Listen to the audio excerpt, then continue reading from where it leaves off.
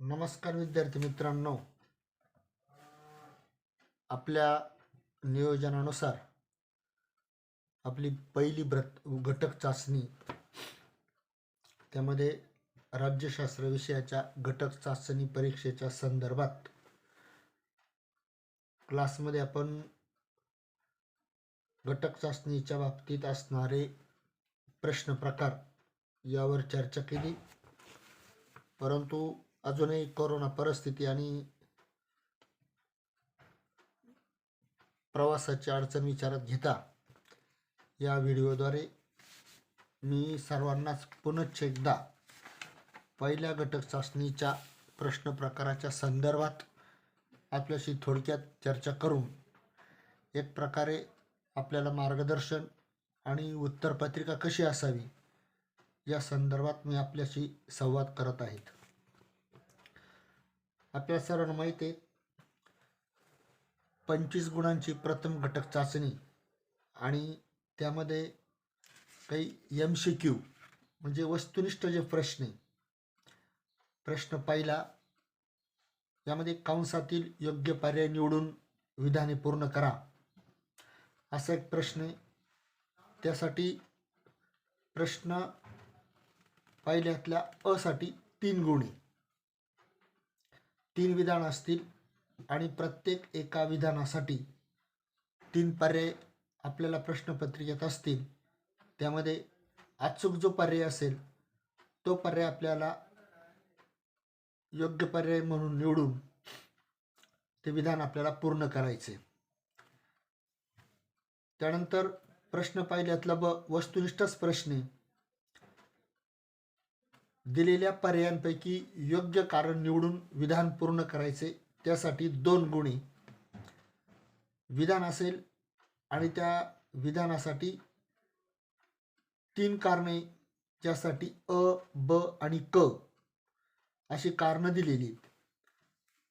तर त्यापैकी कोणतंही एक योग्य कारण निवडून आपण ते विधान पूर्ण करायचे. त्याचबरोबर प्रश्न पहिल्यामध्ये क, पुढील विधानांसाठी समर्पक संकल्पना लिहा. साधारणपणे एक विधान असेल आणि त्या विधानासाठी योग्य प्रकारची संकल्पना, ज्याला आपण आपल्या भाषेमध्ये योग्य शब्द असं म्हणू, किंवा खऱ्या अर्थाने ती संकल्पना जो शब्द आहे तो आपल्याला लिहायचा आहे. याच्यापूर्वी आपण त्याची चर्चा यापूर्वी केलेलीच आहे. तर एकंदरीत विचार करता प्रश्न पहिल्यामध्ये 3, 2 आणि 2 असे पहिल्या घटक असलेल्या 7 मार्काचे MCQ आपल्याला. आता याच्यापूर्वी आता 10वी पर्यंत अशाच टाईपचे प्रश्न आपण अभ्यासले आहेत, त्याचा सराव आपण केलेला आहे. त्यानंतर प्रश्न दुसरा, यामध्ये साधारण अ आणि ब हाही तसा MCQचाच प्रश्न असं आपण म्हणू, वस्तुनिष्ठ प्रश्न. संकल्पना चित्र, जसं उदाहरणार्थ समजा आता प्रश्न दुसरा बरोबर, याच्यामध्ये अ आणि इथं तुम्हाला काय करायचं, एक संकल्पना चित्र पूर्ण करा असा एक प्रश्न असतो. संकल्पना चित्र पूर्ण करा. आता याच्यासाठी या परीक्षेमध्ये एकूण 2 गुण. किती गुण? 2 गुण. आता उदाहरणार्थ समजा तुम्हाला असं विचारलं, उदाहरणासाठी उदाहरण देतोय मी, आपल्याला समजा राजकीय पक्ष असं तुम्हाला विचारलं, हा मुद्दा तुम्हाला दिलेला आहे आणि याचं संकल्पना चित्र म्हणजे तुम्हाला काय सांगायचं आहे की तुम्हाला कोणकोणती राजकीय पक्ष पाहिजेत, माहीत आहे की कोणतीही राजकीय पक्षाची नावं लिहायची आपल्याला. साधारणपणे जर प्रश्न 4 मार्काचा असेल तर 4 पक्षाची नावं लिहायची. आता ह्या प्रश्नपत्रिकेमध्ये संकल्पना चित्र पूर्ण करा हा जो प्रश्न फक्त 2 गुणांसाठी. मग आपण असं गृहीत धरू की समजा आपल्याला माहिती आहे भारतामध्ये राष्ट्रीय काँग्रेस पक्ष म्हणजे काँग्रेस किंवा भारतीय जनता पार्टी, त्याला आपण BJP असं म्हणतो. तर अशी माहिती याची संकल्पना चित्रात दिलेली असते. आता 2 गुण असल्यामुळे उरलेले उर्वरित जे 2 तुम्हाला राजकीय पक्ष माहिती आहे ते तुम्हाला ह्या रकान्यात लिहायचे. मग उदाहरणार्थ काँग्रेस, BJP. उद्या तुम्हाला असं जनता दल तुम्हाला माहिती आहे, बरोबर. त्यानंतर राष्ट्रवादी काँग्रेस पक्ष. म्हणजे याचा अर्थ काय झालाय की राजकीय पक्षाचं संकल्पना चित्र पूर्ण करताना ऑलरेडी क्वेश्चन पेपरमध्ये 2 राजकीय पक्षाचं नावं दिलेले आणि 2 राजकीय पक्ष तुम्हाला लिहायचे. त्यापैकी एका पक्षाचं नाव जनता दल आहे आणि दुसरा राष्ट्रवादीचे. त्यामध्ये तुम्ही तृणमूल काँग्रेस लिहू शकतात, मार्क्सवादी कम्युनिस्ट पक्ष लिहू शकतात. म्हणजे तुम्हाला जे 2 राजकीय पक्ष माहिती कोणती 2 पक्ष या 2 ठिकाणी लिहायचे आणि हे संकल्पना चित्र आहे. म्हणून याला 1 गुण आहे आणि याला 1 गुण, असा 1 आणि 1 हे 2 गुण या संकल्पना चित्र पूर्ण करा. या प्रश्नाला साधारणपणे या परीक्षेमध्ये आहेत.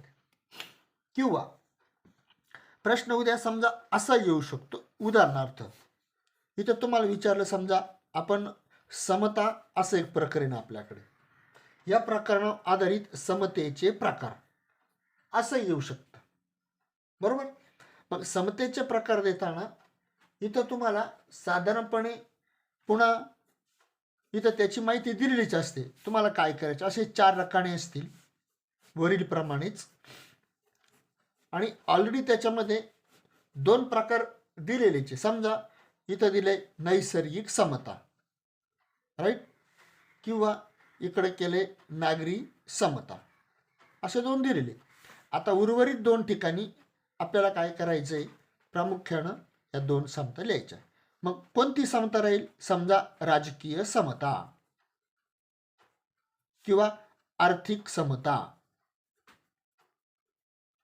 हे त्याचं उत्तर. म्हणजे समतेचे प्रकार 2 ऑलरेडी दिलेलेच. उरलेल्या 2 रकान्यांमध्ये तुम्हाला उर्वरित जे 2 समतेचे प्रकार आहेत ते लिहायचे. एक राजकीय समता, दुसरा आर्थिक समता. याला 1 गुण, याला 1 गुण, असे किती गुण असतात, 2 गुण. तर हे आपण प्रामुख्यानं या ठिकाणी लक्षात ठेवायचं. आता याच प्रकरणामध्ये याच प्रश्नामध्ये प्रश्न क्रमांक ब, त्याची सूचना अशी आहे, गटात न बसणारा शब्द ओळखा. गटात न बसणारा शब्द ओळखा असा एक प्रश्न आहे, बरोबर. आता याला ह्या प्रश्नपत्रिकेमध्ये घटक असलेला 2 गुण आहे, बरोबर. आता उदाहरणार्थ आपण उदाहरणासाठी, आता याला 2 विधान असतील, 2 मार्क आहे. आता उदाहरणासाठी समजा आपण एक उदाहरण घेऊ त्यापैकी, राईट. समजा उदाहरण असेल कायदे मंडळ, कार्यकारी मंडळ, संविधान, आणि 4था शब्द हे न्यायमंडळ.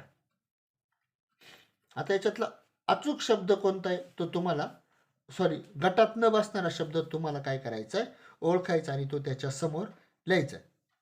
आता आपण या 4ही संकल्पनांचा जर विचार केला तर आपण शिकलोय. आता याच्यामध्ये आपण थोडंसं डोकं लावायचं आहे.